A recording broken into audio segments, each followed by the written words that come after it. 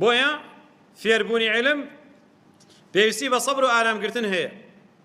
قيل للشعبي من أين لك هذا العلم؟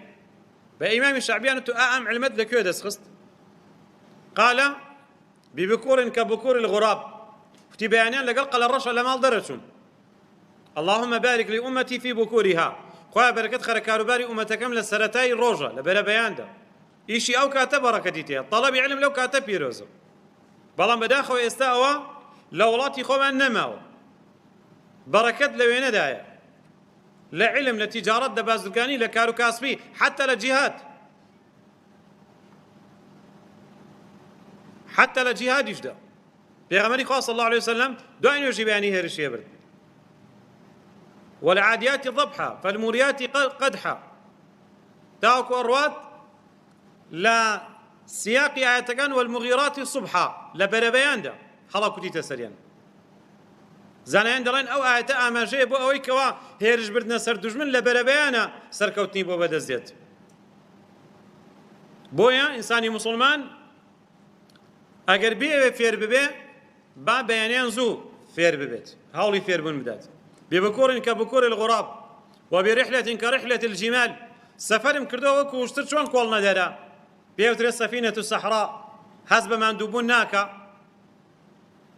للرقبرينا على مش آها خورا قربوما سفري دور دريجم كردو وبصبر كصبر الحمار صبري شم كردوك وصبري قدريج لبري الاسماني عربية بقدريج على أبو صابر شوكم لخوشي من أخوشي وابي بار هالقربت على وكو قدريج صبرم هبو أنجا فير بوما بلا بيان لقل قل الرشا لمال درشوم سفر دور دريجم كردو وكو وشتر صبر عربي شمهم وكو قدريج أبو علم دس خستو علم رو دس ناكد وكو برادر قد خوزقا علم فيربن حبي قد بو خوارده بري فير باش اشتيوات شو نبت اشتيوا مانية سيدي موسى عليه الصلاة والسلام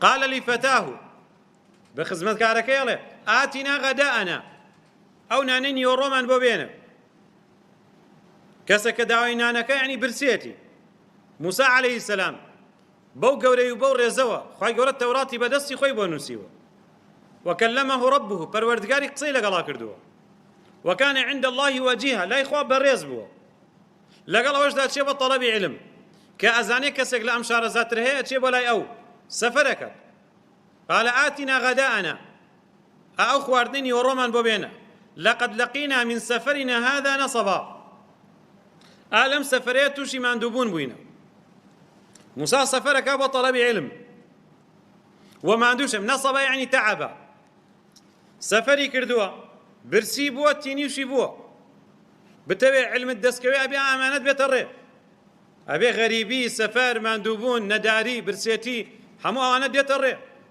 بإصلاحات علم الدس ناكبت بو فيربون بيسي بصبر هي الصبر على الأذى فيه